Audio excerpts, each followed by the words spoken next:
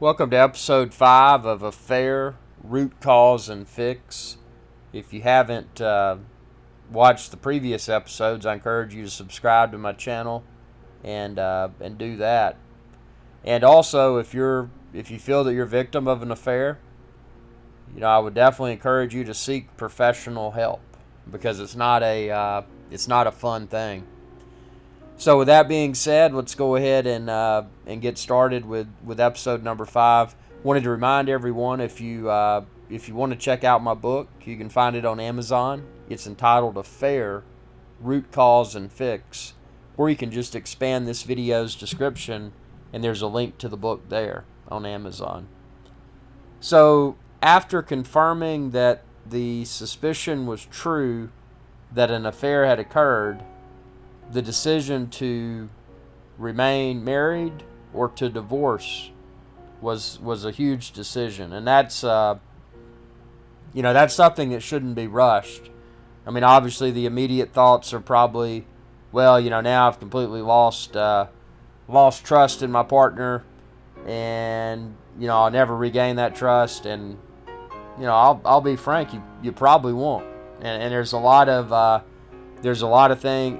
It would be easy for someone to just go ahead and rush in and say, let's get divorced and walk out, storm out of the house or whatever, and never come back.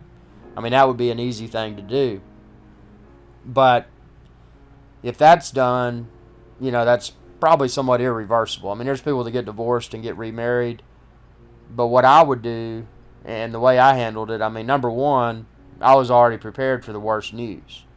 For the worst possible outcome, rather, because I had watch my previous episodes and you'll see I had performed my research, and I wanted to make sure that I confronted the possibility of an affair in a very cautious fashion, so that if my assumptions had been incorrect, I wouldn't have indicated that I was fishing to see if an affair had occurred, because had it not occurred, that could spark a breach of trust between two people in a marriage. So, but since it was confirmed that an affair had occurred, I was already prepared for that outcome as well. So, had to decide, do I want to just go ahead and get divorced, or do I want to remain married? So, the way that I handled it was, you tell me what you want to do.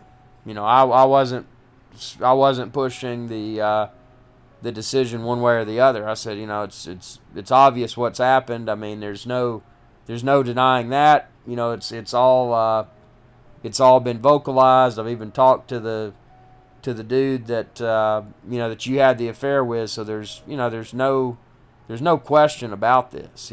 This is an unfortunate reality. So given that it's a reality that's been confirmed, what do you want to do? You tell me what you want to do. And that's what I did. I left the decision for my wife to make. And I said, you sleep on that by yourself tonight, and you think about that. And even if you don't know tomorrow, think about it some more and tell me what you want to do, because I'm not, you tell me what you want to do, and then I'll decide. If you decide that you want to stay married, then I'll have to decide if I want to stay married. But you tell me what you want to do first, because I don't want to influence your decision one way or the other. So that's that's how that conversation was started, and obviously it was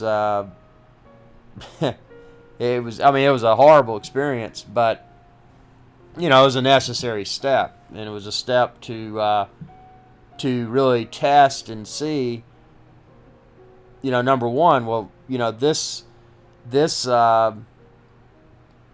affair had been caught, and it was captured. If the way that I caught it, if you watch my previous episodes, you'll know that it was the out of character behavior, and that's what turned me on to it. And then my plan of action to determine if my fear was correct or if it was invalid, that's what revealed that an affair had actually occurred. But part of me thought, well, how did I get so lucky after many years of marriage, probably almost 10 years of being married, how did something like this just now happen? And how did I get so lucky to catch the only occurrence? That seems, from a mathematical perspective, that seems highly improbable. That, number one, I would get lucky and notice it, and number two, that my suspicions would actually be correct. So it didn't seem, it didn't seem mathematically correct that would have been the only situation. So that's where I got the feedback from my wife, and it was that she decided she wanted to stay married, and I said, well, let me think about this. And so there's a lot more thought to it than just the, okay, do I want to get married or I want to get divorced? And she had a lot of thought too. Obviously, she wanted to stay married. She realized she had been caught. But then that segues to the next piece for deciding to divorce or to stay married, and that is, well, how did I get so lucky? Again, it seems highly improbable that I would have caught the only time that something like this had occurred, because I had no reason to suspect anything for those previous 10 years or so. It seemed to be a perfect marriage, and there were no trust issues. So that made me think, well, since there were no trust issues, how many things might I have overlooked with all of these late night, after hour work activities and this, that, and the other? So that's when I knew that I had to further investigate. And it wasn't a pleasant experience, but I knew that, for me to even consider staying married, that I would have to more thoroughly investigate the past. And again, that took planning, because I knew that, I knew two things. Number one, since I had caught the affair that had occurred, and I'd spoken with both the guy and my wife that were involved, since I caught that was verified. That was confirmed. But what I didn't have was all the minutia. So what I needed to know to support, since my wife indicated that she did want to stay married, I needed to assemble the evidence possible to enable me to consider staying married an option. Because I needed to know everything that went down. I was not attending that trade show. So I had no face-to-face visibility of what all was going on. So I knew I had to gather evidence.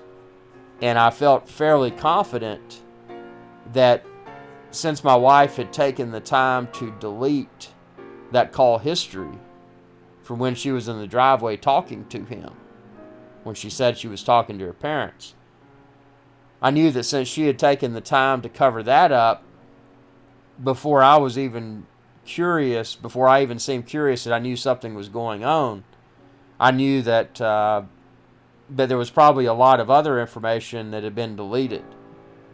So I knew that I had to engineer a plan, a next steps plan, for obtaining more hard evidence that would hopefully enable me to, say, yeah, I can stay married, or no, this is too bad. There's no way I'll even accept the possibility of staying married. So what did I do? How did I approach it, knowing that a lot of that data had likely been erased? And this is where it gets really interesting, and it's a situation where someone should be very cautious, because not knowing who you're dealing with, you could, if you did not perform the steps properly, you could potentially put yourself in a lot of unwanted trouble. So the steps that I was about to perform, again, I had to step away, think about it, devise a very thorough plan of attack, and obviously be sure that when I had that plan of attack, that I had that my wife was aware of what was going on. So we're going to cover that in the next episode. So subscribe, ring that bell icon to be notified whenever I post another video. And stay tuned for episode 6. And we're gonna discuss what happens next.